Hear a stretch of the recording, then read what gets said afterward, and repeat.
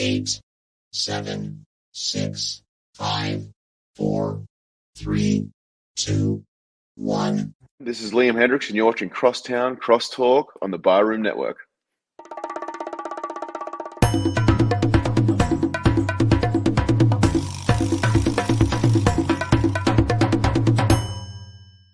Some may find the following disturbing. Discretion is advised. Every summer in Chicago, the sunshine spotlights the city's spectacular skyline. Its luxurious lakeshore, marvelous monuments, and the over 200 neighborhoods in the city. And it also brings to light two of the greatest sports franchises in the world. On the north side, it's the Cubs. On the south side, it's the White Sox. This is Crosstown Crosstalk.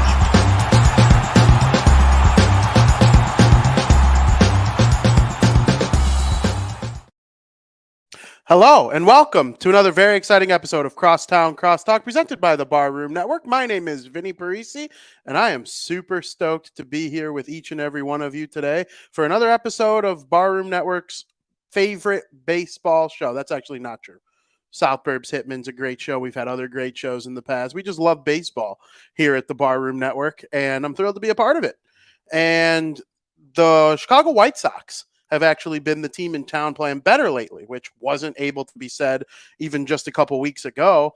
And so I thought, who can I talk to about some White Sox this week? You know, some good vibes. Who brings good vibes to the White Sox conversation? Boom. My friend from SportsZone Chicago, one of the first people to ever bring me on a live broadcast in the history of my life, Shawn Sierra. Shawn, SportsZone Chicago's Shawn Sierra. How are we doing? Vinny, what's up, Papa? I'm good, man. Thanks for having me on. Absolutely. I love having you on. I've told you this many times, but we always have great conversation no matter whose show it actually is. We do. Absolutely. So lately, the White Sox been really, really good. 7-3 in their last 10, 8-3 in their last 11. Why? I don't know. You know, I don't know what the change, what caused the change. I mean, Tim Anderson's healthy. Yo-Yo's healthy. Lou Bob has been not going to cover off the ball. Eloy will be out, should be back soon. But although everyone but Eloy coming back has been a big help. And I don't know what the igniter was, but man, we missed it. You know, maybe it was just everybody out being out hurt, or maybe it was Pedro, you know, saying something to them in the locker room. I don't know what it was, but you know what? They are slowly but surely bringing me back into the fold. I told people on my show, I'm not spending a lot of money on them. I went to opening day and it was it. I was there Saturday, you know, for those track jackets, which are pretty nice. I bought a ticket and just went in and got the track jacket and left. I'm like, I'm not spending money. I'm not, this team is too talented. They should be a lot better and further along than they are. So you know what? Unless it's a really cool giveaway, I'm not giving them my money. And I was there, and I actually should have stayed because that was a really good game last Saturday. So I tell you what, the pitching, and maybe it's the pitching, but everything seems to be coming together at the right time or right now. So I'm happy for it. I need two series wins in a row. They're going for the sweep today. Yeah, man, I'm pretty happy with what they're doing. Not happy with them overall with their record, but in the last couple of weeks, I'm pretty happy. Yeah, I agree with you. I'm curious. Do you think the White Sox are the most talented team in the AL Central? Yes, hands down. Hands down. And that's why I get so frustrated with them because they don't, to me, it doesn't seem like they have a sense of urgency. To me, it doesn't seem like they don't want to be the best. And you have to have a maniacal attitude about being the best, you know, and there's, you know, people, you know, the Kobe, the Mamba mentality or the MJ mentality, whatever it is. But you see those types of players, Magic Johnson, all these guys, those winners, all right, they hated losing more than they loved winning, and they loved winning. And so I don't see that type of mentality with this team. Not yet anyway. So, but again, they're coming around and maybe they will, but I just don't see it. And to me, that's what frustrates me and most Sox fans, because you have the most talented team in the division, but you're still getting beat up by guys who are far less talented who play fundamentally sound baseball. 100%. And you touched on Luis Robert. Luis Robert Jr. has probably been the best Major League Baseball player in the month of May. Mm-hmm. And, I think right now it's a 2-horse race to be the starting center fielder for the American League All-Stars between him and Mr. Mike Trout. And, Mike Trout is a top 5 player ever, in my opinion. Yeah. And, he's not the best player in the league anymore, but he's up there still. And, being in a conversation with a guy like that is unbelievable. Joe Mandel brought up the benching of Luis Robert, after that game where he, ran down to first and he looked like he didn't care about being there. And people, I don't know about running, Vinny. I don't know if he ran. Yeah, exactly. I honestly think I would have put a better effort on that one particular play. And obviously running wasn't my strong suit when I played baseball, which is why I was a first baseman and a catcher. But I just, what we've seen from him since that benching has been otherworldly. And it's like, this is the Luis Robert Jr. that we were promised when he signed coming in from Cuba back in, I think it was 2018 when he signed as a 18-year-old or whatever it was. And now we're seeing kind of the fruits of that labor. If he could stay healthy, though. I mean, what's your whole takeaway from Luis Robert? Because we were down on him last time you were on. Yeah, I was. Because we're not. Because of that, exactly what I said, dude. There's part of it to me thinks that, the fact that they got their money. All right. Lou Bob, Yo-Yo, Eloy. All right. They all got their money before, if it works out, it's a great deal, great contract for the White Sox. If they don't live up to their potential, it's a great deal for the players. Okay. Because and right now they're not living up to their potential. So it's a great deal. And personally, I think that they may have, I said maybe relaxed a little since they got their money. I look at it from a bigger perspective, like, these guys are coming, you're not coming from, wealthy means, and so you're coming from Cuba and now you got millions and millions of dollars, dude. You're set, your family's set, your grandchildren are set, your kids, when you have kids, and your grandkids, when they have kids, dude, they're set. So you live a completely different lifestyle. And to me, it seems as if they've taken their foot off the gas pedal. And that's what bugs me. Like, now you want to chill when, Luis Robert, we mentioned Mike Trout. You mentioned him and Mike Trout are the front runners for starting center fielder. He was being compared to Mike Trout because he's a 5-tool player and he hasn't lived up to that. And to me, that's frustrating as a former professional football player and as a former high school coach and now a college coach, when you don't take the gifts that God has given you and maximize them. See, it seems like he's happy and not trying because he's still one of the better players in Major League Baseball when he doesn't really put in, I don't know how much work he puts in, but he doesn't have the mentality. He's still one of the better players in the league. Imagine if he had that mentality where he wants to be the best player, not center fielder, just best player, where his talents would take him. And that's what I want to see. There's got to come a point in time when you're a professional athlete where the money doesn't mean it. It doesn't mean jack. What's important to you is winning. What's important to you is winning, is hoisting the World Series trophy. That's what's important to you. And I don't see that with this guy, with Luis and with this team. I even think if he put his mind towards like winning an MVP, it would help the White Sox like just win games in the aggregate. But I don't know, can an MVP be on a losing team? That's another question that are being debated in White Sox. Dawson was. Right yeah, I mean, it happens. It happens from time to time, but there's always a debate. Can a guy win MVP if he's not on a playoff team? And I think you can, because if you're the best player in the league, you deserve to be the MVP, whether or not the 8 guys around you on the field that given day, are good or not. Like Ohtani, Trout, they were never on winning MVP years. So, that's kind of where I stand on it. If Luis Robert keeps this going, he'll be in that conversation, whether the White Sox win or not. Unfortunately, there's 4 guys who should be in that conversation every year. They should be stealing votes from each other, and that's Yo-Yo. Remember, Yoán Moncada was a top prospect in all of minor league baseball at one particular point. And then Eloy came along, and he was a top prospect. He was even better. And then Lou Bob came along. The international signing, and he was even projected to be better. Those 3 guys, and then Tim Anderson is up there with his batting title and a lot of his spectacular plays.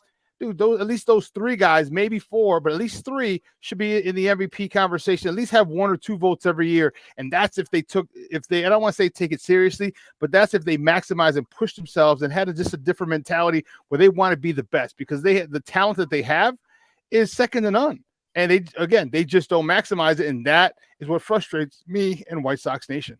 And you bring up those four guys. If you would assume that if those four guys are all stealing MVP votes from each other, their starting lineup is scoring run after run as guys like Gavin Sheets and Andrew Vaughn and Jake Berger turn into Major League Baseball players themselves. And then you look to the pitching rotation, and if we're talking 3 years ago in 2020, we're like, okay, Lucas Giolito, Dylan Cease, and Michael Kopech all have Cy Young caliber stuff. If they can hone in on it and throw gas and mix in the nasty junk, they can all be in Cy Young conversations. That has the makeup of a World Series contender. Now, Cease was great last year. He's been a little bit better in the last couple starts, but he hasn't been what he was last year. Giolito's having himself a nice bounce back year. But of the three, the most notable right now has been Michael Kopech. In his last 15 innings, he's given up just 5 hits, 0 runs, 19 strikeouts. Just an unbelievable pitching performance from Kopech. What do you take away from his game right now? I think he's settling in. I think he's in a good place personally, and people don't understand the amount of the how much your personal life can affect your professional life. He had his mental issues were well documented. He had this situation with his ex-girlfriend, the mother of his child, and COVID and a whole bunch of other stuff. And so, he had a lot of things that he had to work out personally. I think he's just settled in. I think he's in a good place personally. And when he's in a good place personally, it's not a good thing for opposing batters, as we've seen. Yeah, 100%. And one thing I've noticed from Kopech when he pitched the last 2 games, he looks focused. Remember that picture of Giolito from the A series where he had his face covered and went viral and he looked nice and pissed off? And that was the most focused we've ever seen Lucas Giolito. Kopech looked like that each of the last 2 starts. And it makes you wonder, has some flip switched where he knows what the stuff he has? He's had this gas since he was 17 years old. The Boston Red Sox took him, in the draft, knowing what he could become. And then they knew they had to use a talent like that in order to bring in Chris Sale and go for the World Series. They did. But right now, Kopech is kind of answering all the questions that have been asked about him in the last 6 months. He has. And you know what? And I love it. It's about time. Again, I'm happy for him. And like you said, if those three pitchers could really get focused and get on track, they literally could, all three of those guys could have Cy Young votes. And man, that is one hell of a rotation. Most people have 2 good pitchers if they're lucky. All right, most people have an ace and then, guys that fill out the other 4 spots. When you have 3 guys who legitimately should be getting Cy Young votes, so if they were playing to the best of their potential, you're right. You're talking about a deep run of the playoffs and legitimate shot at the World Series. It just seems that we can't get everybody focused and in control at the same time. Dylan Cease last year came in second in Cy Young voting. All right, now if the season's still not over. I mean, it's only in end of May, and he hasn't been that bad. Not that bad. He hasn't been otherworldly like he was last year. Right. So, you get those guys on track. That front 3, the top 3 plus Lance Lynn. You know what? That's not bad. That'll definitely win you a hell of a lot more games than it'll lose you. So hopefully we can get on track. We're starting to hit better. We're starting to get key hits. What game? I can't remember what game it was or what series it was when runners on first and second, nobody out. Okay. And Pedro Grifol bunts the ball to third. I was happy as a pig in slop. That's baseball. I don't care what the stat nerds say. Well, you give up 47% chance of giving. No, give up and out. And now the next thing, all you need is a wild pitch to get a run home. A base hit probably brings 2. Anything in a gap brings 3. And then who was it? The infielder, Romy goes and hits a triple and cleared the bases. So perfect. So I love what he's doing. The way that they've been playing, they won the last 2 series. Like I said, they're going for the sweep today. Let's do it. And that's the one thing that I say I've been saying as well. I want 2 out of 3. Just give me 2 out of 3, win series. But if you win the first 2, don't take your foot off the gas. Make sure you go for the sweep. Make sure if you got your foot on their neck, don't let them up, because then you just lose the game. Especially if it's a division rival. You can't afford to give up those games. When you have them down 2-0, you got to smell blood in the water and you got to go for the kill, because you gain 3 games as opposed to gaining 1. That's a 2-game swing. And right now, the White Sox can't afford to give up any games to anybody. Do you believe that old saying that just get in because anything can happen. The Stanley Cup final is about to be, the Vegas Golden Knights, they were a really good regular season team this year and have been great for years. But then you got the Florida Panthers coming out of the East, and they were the last team to make the playoffs in either conference, 16 out of 16. In the NBA, you got a team that lost a play-in game this year, 3-1 in their conference final series. Now they won the second playing game against the Bulls and have taken it all the way up to the, potentially champions. Finals, yeah. Does that apply to you with the White Sox? Do you look at this and say, hey, I know the AL Central stinks and you're going to be viewed as the worst team to make the playoffs if you win the AL Central. But hey, the Padres made a deep run last year after kind of being a stinky wild card team. Same thing with the Phillies. We saw what the Mariners were able to do to the Astros. They ended up losing the series, but they made it hell of a series against that eventual World Series champion. Where do you stand on that noise? I just need to see how they're playing toward the end of the year. All right, because if you're just floundering and you back into the playoffs because somebody lost, Cleveland or Minnesota or whoever's up there loses the last, 5 out of 7 games and we back in, then no, I don't think we'll make a good run. If we're playing good, I mean, if we win, but another team's winning and we just happen to edge them out, yeah, then there's a shot. We need to be peaking at the time or toward the end of the season. The last 2 weeks of the season, we need to be playing our best baseball. And if we do, and we get into the playoffs, hook or by crook at that particular point, then there's a legitimate shot. I think I don't know how it's difficult when you're playing like crap to all of a sudden get in the playoffs and just turn it on because it's the play. All right. I think you need to start up and preparing because those games leading in the last 2 weeks, they're pretty much playoff intensity games anyway. So you're going to need to have that intensity because playoff anything is a lot more intense than regular season. So you need to be playing at that level with that intensity. So when you get to the playoffs, it's nothing new. 100%. You touched on Pedro Grifol just a little bit. And obviously early in the season, there were some downs, in my opinion. I didn't like the way he handled Diekman and Ruiz and, guys who are no longer here. But, now that there's some better pitchers, more productive pitchers in the bullpen. You got Garrett Crochet back. Liam Hendricks is on his way back. Joe Kelly has been outstanding. Kendall Graveman is Kendall Graveman. He's just a solid reliever. And then I've liked the lineups a lot better lately too. And Jake Berger has helped make the depth of the lineup up here to be much better than it was during those times. But, I do think a lot of the times a coach is a product of some of the players that he has, especially if you're like a middle of the pack coach. Like you have the Tito Franconas of the world who elevate your squad, or like what Alex Cora did with Boston in 2018. And you also have like your Tony La Russas and stuff who might like hold you back a little bit. But for most part, the manager put the lineup together. You got your good players. You play your good players. You have a better chance to win. What have you made of Pedro Grifol through the first, 40 games into the season? Well, I liked the hire. And he said a lot of the right things. And as the season began, I started having some doubts a little bit. And one of the things that I was wondering as the struggles started early was why you would put a rookie manager, with an underperforming veteran club.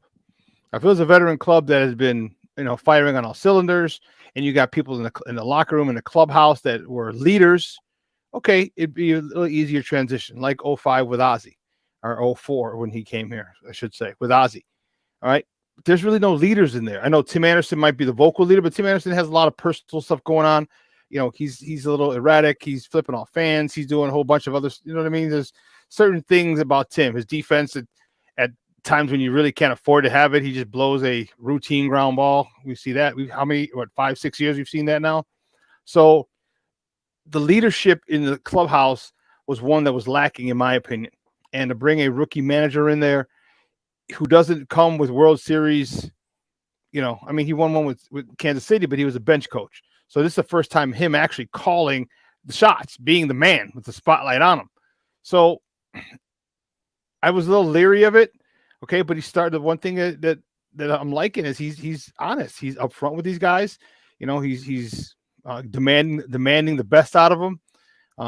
He's benching people. You saw Lewis, Robert, not running. So I just want him to be a little bit more of a hard, bad cop, and he can play good cop next year once he sets the tone. And maybe he has set the tone in the clubhouse, but initially, I was still a little I'm still not all with it, but I'm a lot more at ease with him as a manager now than I was, 2, 3, 4 weeks ago. I agree with you. And Pedro Grifol, he comes from like a catching cloth, catcher's coach with Kansas City at one point. I believe he was a catcher when he played. That happens a lot with managers. Both Chicago teams have catchers as their managers right now. And, I see, I've talked to Jake Berger and Gavin Sheets on this program or on this network, and both of them made it seem like Yasmani Grandal is actually the captain of the White Sox, and he's the leader in the clubhouse. And I don't know how true that is. I'm not there. The media portrays it as Tim Anderson being the guy. We thought Abreu was that amongst the Latino group there. And it kind of seems like they had this multiple guy leadership core. But Yasmani Grandal kind of seems to be at the forefront of it based on what I've heard from players. How can you evaluate what he's done so far this season? I know he had a big home run a couple days ago. The production has been a little bit better offensively this year, minus the power. He was a disaster last year. I actually think Grandal's actually kind of had a good year so far. He has. He has. But he's got to be consistent. He's got to stay healthy, and that's the issue. He's way underperformed his contract that we gave him. So it's a situation where if he stays healthy, I think he'll be able to live up to that contract. He hasn't been able to stay healthy to this point now. Now that Sebi Zavala is a good backup catcher, I like what he's doing. All right, and now it takes a lot of the pressure off him. It's tiring. Being a catcher, people don't understand. Like squatting down for 9 innings, it's tough. It's tough. It does a number on your knees, it does a number on your back and on your legs, and you got to get a little extra help. But it's physically exhausting. So when they can swap him out as a DH when Sebi's catching, I just think the fact that he's healthy, if I'm not mistaken, he's in a contract year too, isn't he? Yep. Yeah. So that always plays into players' performances as well, because contract years somehow people always seem to do just a little bit better because they understand how the amount of money that's on the line as long as they perform well, either here where they're at or somewhere else. Yeah, 100%. And I know Zavala, he's been catching Kopech, and I think that's going to continue after the last 2 games. And we all know Lucas Giolito I'm sure he gets along with Yasmani Grandal, but he has not been a good battery mate for Lucas Giolito. It was McCann, and then he was better with Reese McGuire, and now we've seen he's been better with Sebi Zavala. So Giolito's always kind of needed the defensive-minded catcher first more than Grandal. But I hope it continues for him. And you brought up health. You're a football guy first and foremost. You're a football coach. Injuries are the most important, thing to kind of deal with in football. The healthiest teams, the healthiest, most talented teams always rise to the top in any level of football.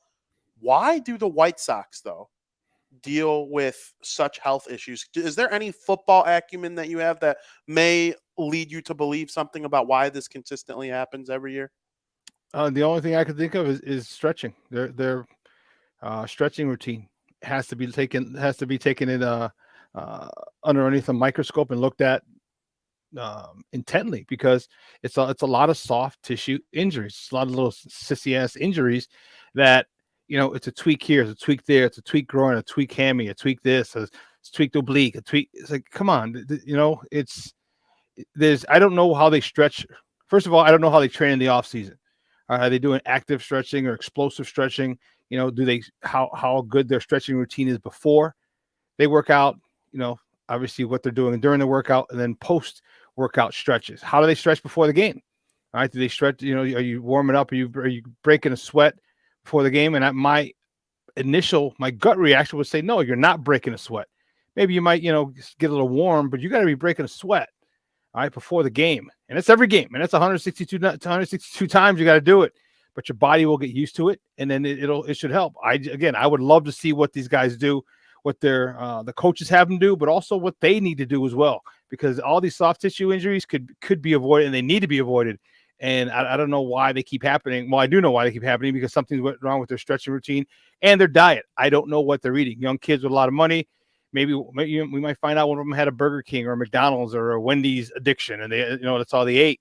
They got to start taking care of their bodies and understand that their body, that their performance and their health is directly correlated to their diet. Did you see that picture the other day that went viral? It kind of looked like a rap EP or something that was about to come out fresh of Shohei Ohtani sitting on the plane in a nice $10,000 suit, just dummying some Funyuns. No, I didn't. I heard Oh about my the god, Funyuns thing, but I didn't see the picture. it's so funny. It's like because to me, Funyuns are like at the top of like the stoner chip. Just like guys smoking weed in high school and college, like Funyuns are the chip, and like Shohei Ohtani like stoner chips. But he goes out there and he throws 100 and he hits 40 bombs a season. Nobody's ever going to question that guy. But with the White Sox, it's like everything just seems to lead to injury at some point. Like even Lubob, he missed yesterday's game, and now he's apparently going to be back today, which is good. Obviously, that means it's not a long-term injury. But like you said, it's always just a dumb, stupid little tweak of a muscle, and I hope they're able to get that figured out. But before we get off the White Sox, I kind of think they can go on a run. Do you? Yeah, I do. They have everything necessary. Now, will they do it? That's the question. But they have more than enough talent. They have more, and maybe this is where Pedro Rafo has got him. Maybe he said, "Hey, listen, we're doing it my way now. All right." And if he has, and they're buying in, okay. The sooner they buy into him, because he seems like an old school type of manager. All right, I mean, don't get me wrong. He's obviously using and acclimated to the metrics. But there's a thing about managers. It's a feel. All right, there's a feel, and you have to go with your gut and not always with the numbers. And I think he's a good mix of that type of manager. And I think if he's got them believing like, okay, wow, Pedro has our back, man. Pedro is making good calls, man. That was a good thing for us to bunt. I think the sooner they buy in, the sooner they can go on a run, because this team is so God blessed talented, man. It's not even funny. And we haven't even talked about Vaughn. We haven't even talked about Gavin Sheets. You know what I mean? Like we haven't even talked about those guys, and those guys are also who are really doing a number with us, driving in key runs. So, it's the fact that the ability for them to go on a run is there. Now, for me, a run is 5 series wins. I don't care. I don't need a 7, 10, 15 game win streak. Nice. Okay, but give me 2 out of 3, 2 out of 3, 2 out of 3, 2 out of 3. And man, those wins, that should doubles up quick, fast, in a hurry. And next thing you know, we'll be at 500. Next thing you know, we'll be 5 games over. And at that particular point, it's on now. Outside of the Royal Series where they lost 3 or 4, I'm pretty sure they are like winners or splits of like 5 straight series minus the Royal Series there. So, and you've seen the gap that they've kind of closed here. They were close to 10 games out at one point. Now they're 5.5. Yeah. They continue this little 7-3, 7-3, 7-3 in their last 10 over the next 30. They're right there with the Twins by June 15th, let's say. And so that's obviously something that we're all hoping to see. On the other side of town, it's kind of been a reverse script. They got off to a very nice start. And, competing with the Milwaukee Brewers, and I can't believe I'm saying this, but the Pittsburgh Pirates for the top spot in the NL Central. It's unbelievable. They team of destiny. I hope the Pirates get in really bad. That's a little side note. But, and then they've tapered off. And there's some things going on with the Cubs that I'm not too sure, if it's going to turn around. They obviously have some nice things to say. And that's where we'll start off. What's one thing you've liked about what you've seen from the Cubs so far this year? They don't quit. All right. The culture was brought in and reinforced last year when you didn't have a lot of talent. All right. The Cubs went out and got a lot of talent. And they don't get blown out very much. All right. They don't. And they're in most games. And, the one thing about Jed is like he realized, okay, Eric Hosmer wasn't doing it. I know he's a World Series champion. I know he brings a lot of veteran, a lot of experience to the clubhouse, but it wasn't working. So he got rid of it. That's simple. So he's getting younger. He's allowing the younger guys to play. And why Morel didn't start the season with the big, I have no idea. But you know what? He's making a name for himself. He was on the lips of people last year. Now he's in the forefront of everybody. Like, well, this kid is real, and I love the way he plays. I think it's just a newer energy. The kid brings a lot of that youthful exuberance that you can't get. You don't have when you're 5th, 6th, 7th, 8th year in the league. You know what I mean? You just because at that point it's more business like because you've been in the league. This kid's still playing like he's in Puerto Rico, or he's still in little league, just playing and having a blast doing it. And I think that's pretty infectious. And it seems like they're not working. Seems like they're having fun playing, and that's a big difference. Absolutely. Morel, he came in last year. I'm pretty sure he's like, I'm going to hit a home run in my first at bat. He said that. And then, boom, first at bat, he takes it to Pluto. And home runs in 5 straight games. Did he hit one yesterday? I don't think he made it 6. But, it is what it is. He's been outstanding. And it's not even like there were arbitration issues with keeping him down this year, like with Chris Bryant in 2015. Like, he played last year. You burned that year. It's done. Mm-hmm. So, like, I don't get what they were doing there. And they brought in Matt Mervis to replace Hosmer, and he's been hitting a couple home runs. Yeah. Things are going well in that aspect. What's something you haven't liked about the Cubs so far?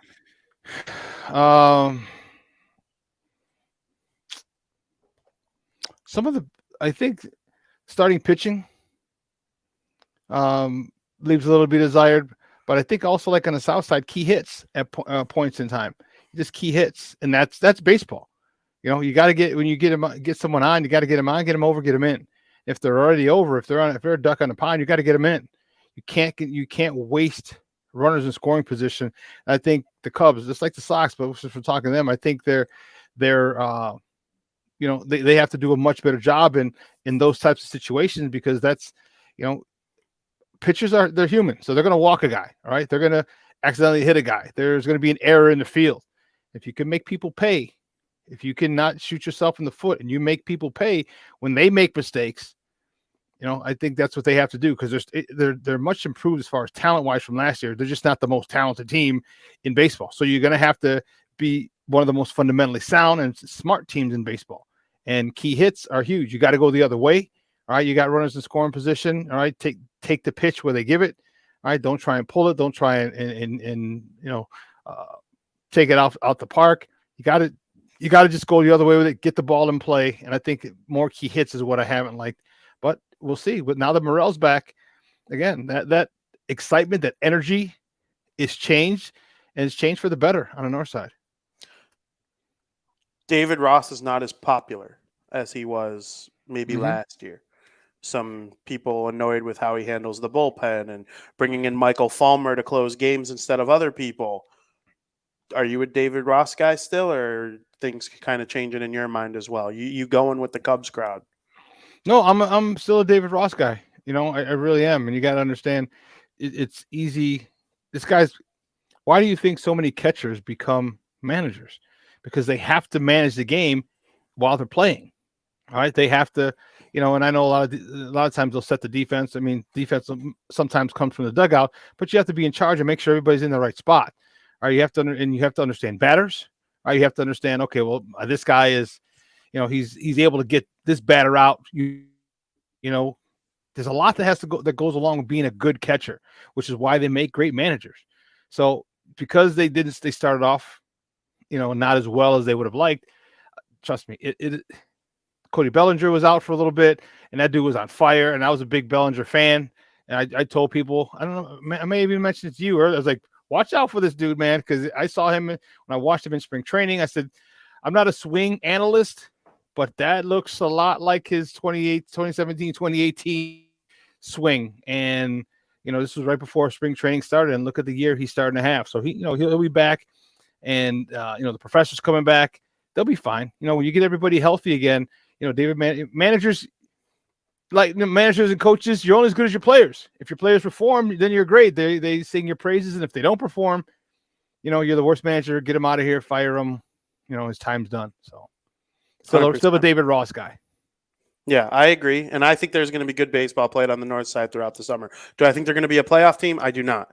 I just think the National League is a tad bit deeper than the American League, and their division is a little more cramped at the top, even though no team is like quite the Dodgers or the Braves or, even the Mets, when the Mets are on their game. So I don't know, but, it'll be exciting at Wrigley Field for most of the summer. I do believe that. One thing I wanted to really quickly ask you before we get off baseball, Wilson Contreras left the Cubs and Jose Abreu left the White Sox. Neither of them have an OPS even close to 700, which is like where you start to become considered like a good hitter, 800 great hitter, 900 MVP caliber, 1,000 like super MVP caliber. Did the White Sox and the Cubs each catch a break by those guys leaving?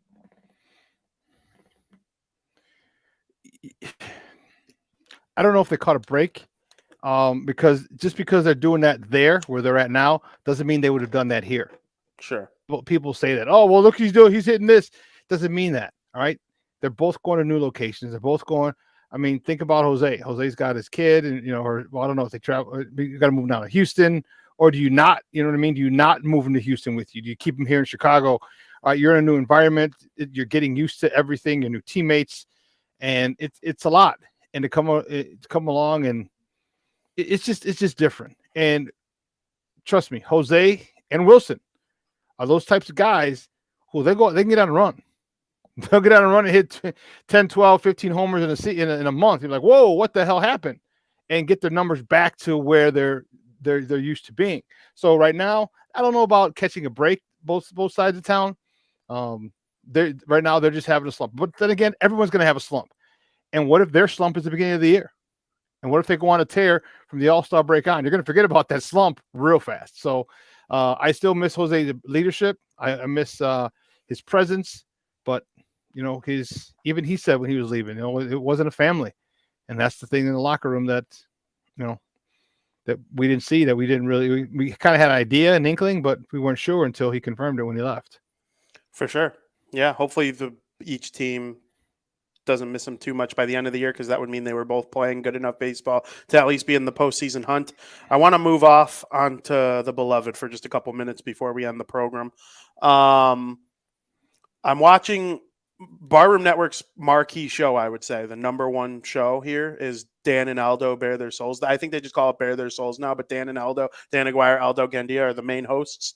And they were going through the Chicago Bears schedule on Tuesday night. And the great Aldo Gandia thinks that there's a chance the Bears win every home game this season. And I started looking through it. I'm like, okay, they have that week 1 game against Green Bay. If they win that game, they absolutely could possibly win every home game. And they haven't done that. I think Ditko was the last coach to win every home game.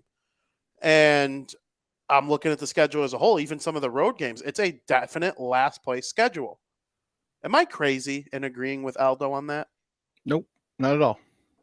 All right. There's a lot that goes into it. One, Justin Fields is what did Luke get to say, light years ahead of where he was at, but we knew that. All right. You knew that. All right. You understand that he's a great quarterback. All right. He was the top 2, number 1 or number 2 quarterback in the country coming out of high school. It was him and Trevor Lawrence. All right. Look what he did when he went to Ohio State. He left Georgia because for whatever reason they wanted to play Jake Fromm. All right, they wanted to play him. Okay, no problem. So he goes to Ohio State, takes him to the college football playoffs his 2 years, gets him the championship game his senior year. This kid's a winner. And mind you, last year was his 3rd offense in 3 years. All right, so when people sit there, you can't tell me that you expect the guy to be Joe Montana in his 3rd offense in 3 years. All right. And then he didn't have talent as far as on the offensive line. They were having issues. In the receiving core, he had issues. So come on, man, give him some talent. Look what happens when he does have talent. Look at him at Ohio State. All right. The dude was not a running quarterback. The dude was sat in the pocket and picked you apart. And that's what people don't understand. He's going to be able to do that this year. And the steps, the leap that he's going to take is insane. So the Bears winning, all their home games is not a far-fetched idea by any stretch. I still have them at 10 games minimum winning for the season. And people think I'm crazy, and they're like, well, what evidence do you have to prove this? And I'm trying to show them that sometimes there's not evidence, it's just what you see. All right, it's just what you see. And you upgraded the offensive line. You drafted Darnell Wright. He's a monster. You drafted or you signed Nasty Nate Davis, a right guard. He's a monster. So now you have just a nasty, ornery bunch on the right side. You're moving Tevin Jenkins to the left side. All right, left guard. Now you got an ornery guy at a left guard. Okay, you have 3 of your 5 offensive linemen who are just nasty mother hubbards. Man, they're going to be. Look at the way that they ran last year.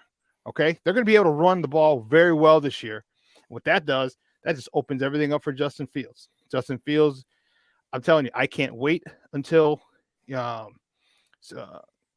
training camp. Training camp. I can't wait till preseason, but I really can't wait till week 1 when we play that team from up north and hand it to them. This is going to be a completely different team, a completely different vibe, a completely different aura.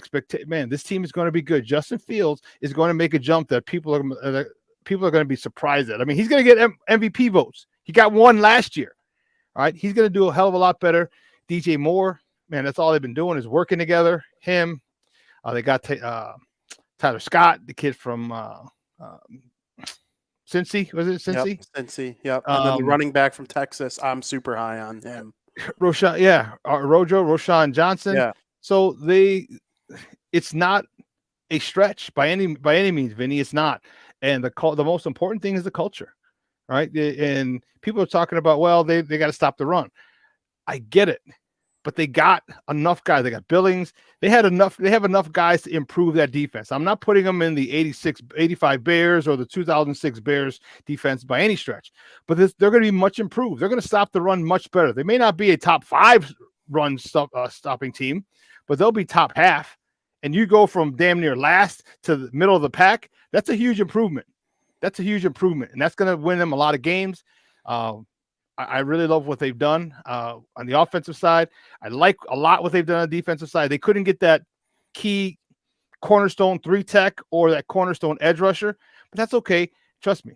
Next year, there's a lot of edge rushers coming out, a lot of good edge rushers.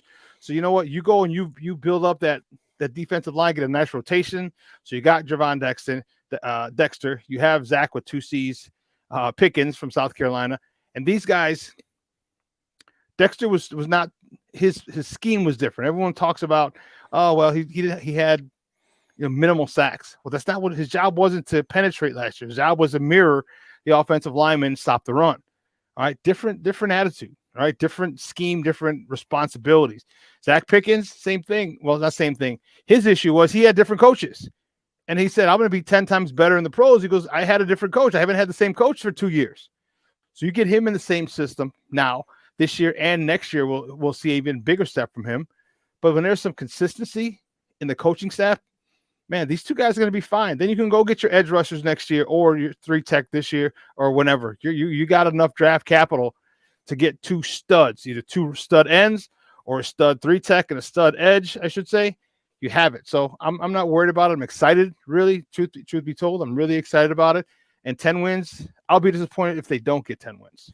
I agree. I have them at 10-7 too, and I'm looking through the schedule. If Justin Fields is like an MVP caliber player, you could really be talking like 13-4. But like I have a hard time going from first overall pick to like 13 win football team. That very rarely ever happens. But you figure they win some games that you would think they lose, and you figure they probably lose a game or 2 that they probably should win just because they're young and experienced, whatever, especially early in the season. I'm a little scared of that Tampa Bay game in week 2. I'm not going to lie to you. And I know Tom Brady's gone. I know Baker Mayfield stinks, but like 97,000 degrees in Tampa Bay week 2, like young team, probably hopefully coming off a big win at home against Green Bay. You kind of have to come down from that. That game's scary. It feels trappy to me. I hope I'm wrong. I hope they go into Kansas City 2-0, which is certainly possible. But watch out for that week 3, bro. Watch out for that week 3 in Kansas City. That's what I told a lot of people. I said, you know what? I said, watch out. I said, this is going to be. And the one thing I like about Eberflus is he's not looking past anybody. He's focusing on Green Bay, and that's it. As far as he's concerned, there's only one game next year, and that's Green Bay. And as soon as that game's over, there's only one game, and that's Tampa. All right. And I love that mentality. All right. And I'm telling you, I think that Chiefs Bears game is going to be a barn burner. And if the Chiefs and some team, they're coming off a Super Bowl, could be a hangover. Who knows? You don't get it ready. You don't get it ready in the first couple of weeks. Man, I said to my peoples, do not be surprised if the Bears upset them. Do not be surprised. They understand the ramifications of that. They understand these guys. Justin Fields is the winner. All right. And my favorite wrestler of all time was Ric Flair. And his favorite saying, one of his favorite sayings, to be the man, you got to beat the man. And I think they're going to go into their backyard. And if they don't win, they're going to put up one hell of a fight. But they do have a great shot of winning week 3. And if they win week 3 in Kansas City, guess what? The NFL is gonna be like, oh shit, these guys are for real, for real. So don't be surprised if that happens. Yeah, and very few road fan bases ever infiltrate Arrowhead like at an elite level. I could see Chicago. I could see there be some blue and orange at Arrowhead. A lot of blue and orange. It's the new Nashville too. It's becoming this awesome destination for like bachelor parties and bachelorette parties. I've noticed. I've like seen like 3 or 4 groups close to me go to Kansas City. Huh? I'm like Nashville caught on. Nashville's not the best kept secret anymore. Everybody knows how awesome Nashville is now. Kansas City's getting on that level, and I'm here for it. I like watching the Chiefs play. I love watching them carve up other teams that aren't the Bears at Arrowhead. To me, it's must-see TV every time they're on Sunday Night Football or whatever. They have a brutal schedule. I mean, they play in that AFC West where the Raiders, they got Jimmy G. I don't know how good but if they're a last place team, they're the best last place team in the league. The Chargers, Justin Herbert's, insane. And I actually think Russell Wilson and the Broncos are going to be a little bit less of a disappointment than they were last year. So, they have that whole division. And then they're the first place team of their division last year. So they got to play the Bills, the Bengals, and the Jaguars, who all 3 of those teams could be Super Bowl contenders with elite quarterbacks as well. So the Bears might be on to something there. I really hope they are. And your optimism about them, as somebody who has forgotten more football than I will ever know, I appreciate it. It makes me excited. I'm ready to run through a wall. And I also can't thank you enough for coming on our show. This has been an absolute pleasure of mine. Oh, man. Anytime, bro. I'm just a text away, bro. Absolutely. We'll have you on at a handful more times before the baseball season is over, especially as we get to training camp. We can end every segment with you breaking down some football. I talk about the beloved on this show a lot because it's Crosstown Crosstalk. It's baseball. It's Chicago baseball plus MLB. But this week I kind of wanted to go into Memorial Day weekend, sticking to the 3 most popular teams in town. And although Connor Bedard is going to have something to say about that, yes, soon he as will. Well. Yes, he will do. What's it? $5 million in 18 hours? Yep. $5 million of season tickets sold. I know. That tells me how great Chicago is. Because like the Blackhawks are the 5th team in town, but they could be the first. They were the first from 2010 to 2015, and then the Cubs, of course, right when the run kind of not ends because they were still good. But when they won their last playoff series, the Cubs won the World Series the following year and kind of took that thunder back. And then the Bears were a super team in 2018. Yeah. And, I think that's the best Bears team to never win a playoff game, probably of all time. And, I'm super excited. Chicago sports was looking kind of bleak a year ago because the White Sox were failing. The Bears just fired Matt Nagy, and it was a disaster, and we knew they were going to tear it down and be a shithole team again. The Blackhawks still had Stan Bowman trying to win with 38-year-olds. And the Cubs just traded off everyone. They hadn't showed any improvement yet, and the Bulls are, the Bulls. Yeah. That's a whole cluster mess over there, dude. Don't get me started on that organization. We're probably going to bring the big 3 back. Oh, just what we need. Yep. So. Run it back. We'll win another playing game just to lose the playing game to the team that's going to go to the NBA Finals again. That blows my mind. The Heat lost to the Raptors, right? Mm-hmm. Was it the Bulls beat the Raptors? The Bulls were in. That's a good question. Who'd the Heat lose to? Was it the Atlanta Hawks? Yeah. The Atlanta Hawks. And then the Hawks got smoked in their first round series. The freaking Heat upset the Bucks. Like, go figure, man. But you know what? It's a couple things. One, it's official. The Jimmy Butler for Zach LaVine trade was lost by the Bulls. That's for sure. And 2, playoff Jimmy is a different animal. He is a different animal, dude. He is. I love this guy. I think because of the route that he took. He's never been given anything. He was a superstar. He wasn't a highly touted guy coming out of college. He was a defensive stopper. All right. Very athletic. But the thing is, he worked on his game. He had Tibbs with him, to reinforce the grind in him. Like, you're playing defense. All right. And then to his credit, he wanted a top matchup every night. Who's their best scorer? I got him. All right. I'll guard him. And then he started to develop his offensive game. Then and he gets a bad rap from people. And this is people who don't play sports. And like when he went to Minnesota, like he had Karl Anthony Towns and Wiggins, and those dudes were soft. And there's nothing soft about Jimmy, man. Jimmy had to work for everything he's gotten, and he's hardcore. And he challenged them. He probably called them all kinds of names and little sissies and this and that, and they didn't like it. They didn't like it. I'm Karl Anthony Towns. I'm Wiggins. You can't talk to me like that. He was like, no, you got to earn it. Then he goes to Philly and he gets some more soft. Joel Embiid wasn't as tough as he is now. All right. Then you had Ben Simmons, and we all know how soft that dude is. So he had another team where he was, pushing them to be the best, and they just folded because they were soft. Then he goes and he gets united with Pat Riley. Come on, man. You couldn't ask for, if you go from Tibbs, that's perfect for him. He was a leader. Everybody else looked up to him, and he sets the tone, man. I love Jimmy. I wish him the best. I don't know if they're going to get past Denver, but I would wish him the best. Yeah. I mean, and they still God, I know it's hard. They have to win one more against Boston. That's harder. That's easier said than done, getting that last fourth win against the Celtics, who were the overwhelming favorites going into the series. But, I'm rooting for Jimmy as well. You're right. He gets a bad rap. He gets a bad rap because he was in Chicago and Philly, places that just are allergic to winning and playing the right way, despite how much talent they have. So all credit to him. Yeah. So we'll see. But they should be better. Hopefully they figure out what to do with that point guard situation, because if they do, and they can get somebody like Alonzo, because to run that show, it's a whole different Bulls team. If you can get someone like Alonzo, because I don't know if and when we're getting Alonzo back, and even if we do, how soon he's going to be the Alonzo that we had last season, or 2 seasons ago, his first year here, when we had the best record in the East for damn near up to the All-Star break. Absolutely. Oh, I would love for him to return and the Bulls find a way to get back to that level, because at least it's fun when they're competitive. But Shawn, let everyone know where they can find you, listen to your stuff, so they can hear this conversation continue. Yeah, you can find me, my personal, on Facebook, Twitter, Instagram, Snapchat, TikTok. I know I'm 50-plus-year-old TikToker, but I do it for the show. At the Shawn Sierra, you see at the bottom of the screen. And please follow us on Facebook. We're on YouTube. We have our own mobile app. We have our own Roku channel. So if you have a Roku TV in the house, you can download the tile, and you can watch us live on the big screen. That's where you can find us on Twitter. You can find us at SportsZone Shy. That's CHI at SportsZone Shy.